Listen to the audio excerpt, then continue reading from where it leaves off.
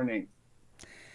Simone Gbagbo's return to frontline politics, it surprised many observers, but what does the candidacy signal about the current political climate in Ivory Coast? Well, the first thing to know is that she wasn't supposed to be running for president.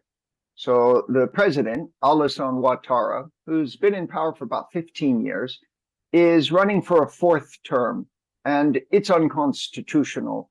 But he has played the line in this match so long that it was expected that he would run.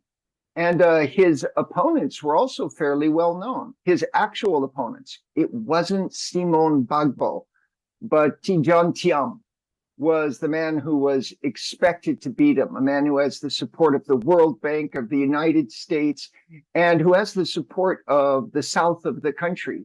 So Tidjane Thiam was eliminated.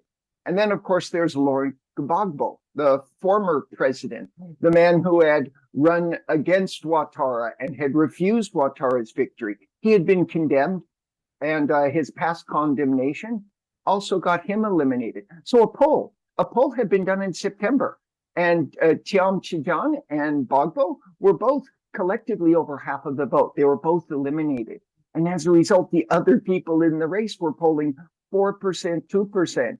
And so the first thing that Simone Gbagbo's campaign tells us is that this electioneering maneuver is being challenged.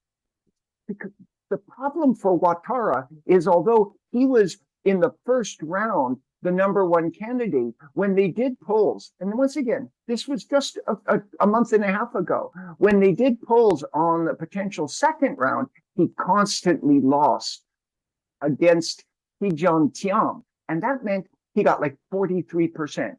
Oh, this is a poll, but that meant that he doesn't have a reserve of votes.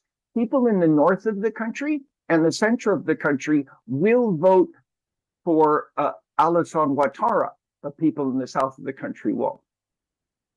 But how competitive is this election then in reality, given what you have mentioned that several opposition figures were disqualified, President Ouattara is seeking a fourth term? So what we've seen is an effort before the election to manipulate the results, kind of like what Donald Trump and the Republican Party are doing in the United States by eliminating voters, eliminating candidates. But when the actual vote is held, there's no indication that Ouattara's machinery is able to falsify the votes throughout the entire south of the country. So he's got support in the north. He's expected to take the north broadly because he was always the candidate of people in the north. But in the south of the country, if he tries to manipulate the ballots, there will be post-electoral violence. And that's the danger that's hanging over the head of anyone who's working a bureau de vote, who's working a polling station, is violence in the south, where Ivorian, where a sort of ethnic-based nationalism is powerful and explosive. Ivory Coast is often described as an economic powerhouse in West Africa, being top producer of cocoa, but there's growing social frustration. So how central are economic and social issues to this election campaign? All right, so a two-part answer to that question. First, things in the north have improved. The north was literally cut off from development during the period of Gbagbo's rule. And then also international sanctions had hurt the entire country. So on these two fronts, you had, when Ouattara came to power, 55% of the country's population was recorded as in poverty. That's been cut down to, as of this year, the most recent statistic was 37%. So a reduction of poverty has occurred. Of course, Ouattara's people are promising they'll cut it even further to 18%. We don't know. The percentages about the future are very unreliable. But there has been, in the macroeconomic scale, a lot of growth, economic growth. Now, that's not shared. This is always the problem, is you can have economic growth without proper sharing. So there's regional imbalances between the north and the south. And a lot of that growth was brought into the north, and that brought a lot of people out of poverty in the north. But people in the south don't see the growth, and they have this perception that they're being internally colonized by people who are not Ivorian. That's the key concept. So it's kind of like angry white man theory in the United States, explaining Trump voters. The disgruntled, formerly privileged Southerners have not been enjoying the fruit of growth.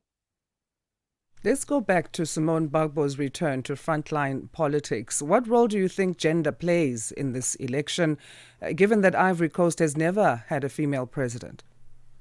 Yeah, so the fact that Ivory Coast has never had a female president should be factored into the equation. My country, United States, has never had a female president, and every effort to run one has come up against patriarchy.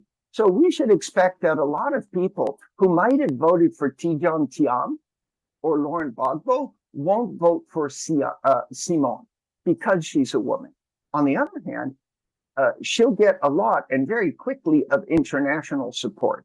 There's a kind of a joy about the idea of having a woman president of the Ivory Coast on the outside. Now, having said this, there's also the international war, the Cold War that's going on. So Alassane Ouattara, the current president, is seen as a French puppet.